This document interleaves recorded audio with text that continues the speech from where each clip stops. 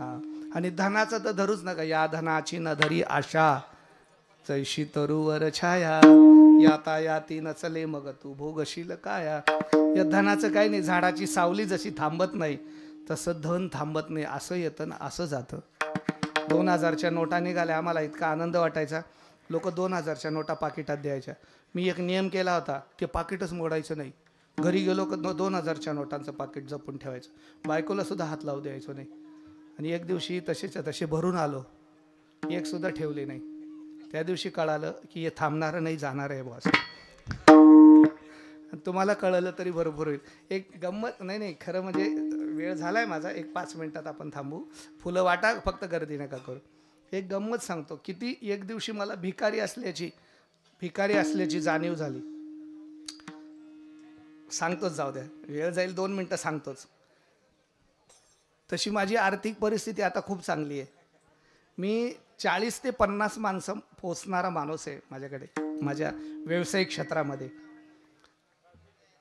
एक दिवशी आमच्या काकांच्या नातूला शाळेत त्यांच्या नातवाला घ्यायला ते म्हणले, तेवढं तुम्ही नातवाला घेऊन या, आहेतच घरी. तर मी स्कूटर काढली आणि म्हणजे माझ्या पुतण्याला, लहान आहे तो, आपल्या काहीतरी 2रीला असेल 3रीला, त्याला घ्यायला गेलो. स्कूटरवर बसवलं आणि आमच्या चौकात आल्यावर त्याने माझ्याकडे एक इच्छा प्रगट केली. ते म्हणले, काका मला पाणीपुरी खायची. म्हटलं हरकत नाही. मी पाणीपुरीच्या टपरीवर नेले. त्याला सांगितलं, दे दो पाणीपुरी अण्णा. बहुतेक पाणीपुरीवाले अण्णाच असतात. हां, त्याने पाणीपुरी दिली आणि पाणीपुरी दिल्यावर सगळं झालं. तो म्हणले 20 रुपया दे दो. मी खिशात हात घातला आणि माझ्या लक्षात आलं. घाईघाईत फोन आला आणि मी तसंच निघालो होतो. माझ्या खिशात 20 रुपयेच नव्हते. या खिशात हात घाल, त्या खिशात हात घाल, वरच्या खिशात हात घाल, 20 रुपयेच नाही. पण मी म्हटलं, स्कॅनर आहे क्या आपके पास? त्याने लगेच पुढे केलं कॅनर. मी दुसऱ्या खिशात हात घाललो. तो दुसरं माझं दुर्दैव, मोबाईल बी घरी राहिला होता. आता मात्र मी मोठ्या संकटात सापडलो आणि मी त्याला पटवण्याचा प्रयत्न करत होता की मी महाराष्ट्रातला प्रसिद्ध कीर्तनकार आहे आणि माझ्या गावातला पाणीपुरी विकणारा मला ओळखत नव्हता. हे दुर्दैव माझं त्या दिवशी. तो कोणत्याच परिस्थितीत असं म्हणत नव्हता की रहने दो बाद में दे दो. मी बरेच प्रयत्न करत होतो पण मला काही सापडत नव्हतं. काय माझं पुण्य फळले बहुत दिसा. मला 10वीला शिकवायला ज्या मॅडम होत्या त्या पण त्यांच्या नातूला घेऊन स्कूटीवर जात होत्या आणि त्यांनी मला बघितलं आणि त्या थांबल्या. नाना किती मोठा झालास म्हणे तू, माझा विद्यार्थी, मला अभिमान आहे म्हणले.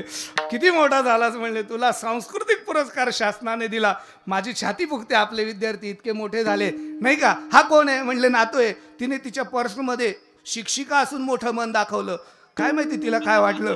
तिने पर्समध्ये हात घातला आणि 100 रुपये माझ्या त्या पुतण्याच्या हातात दिला आणि मी अक्षरशः कोर्टातून बेल व्हावी असा निश्वास सोडला. त्याच्या हातातून 100 रुपये घेतले आणि पाणीपुऱ्याला म्हणले, 20 रुपये निकालो, 80 रुपये वापिस दो. पण खरं सांगू, त्या दिवशी मला जाणीव झाली, कोर्टात, घरात, बँकेत किती एफड्या आहेत आणि खिशात किती पैसे, घरात किती पैसे आहेत.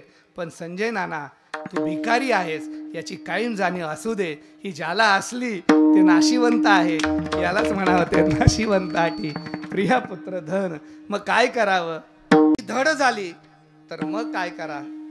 तुका म्हणे काळा हानू तोंडावरी. काळाला सुद्धा तुम्ही ताब्यात घेऊ शकतात.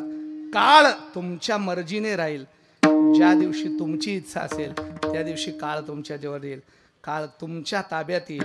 ज्ञानोबारांच्या ताब्यात काळ होता, तुकोबारांच्या ताब्यात काळ होता. तुका म्हणे काळा, तुका म्हणे काळा हाना तोंडावरी. तुका म्हणे काळा हाना तोंडावरी.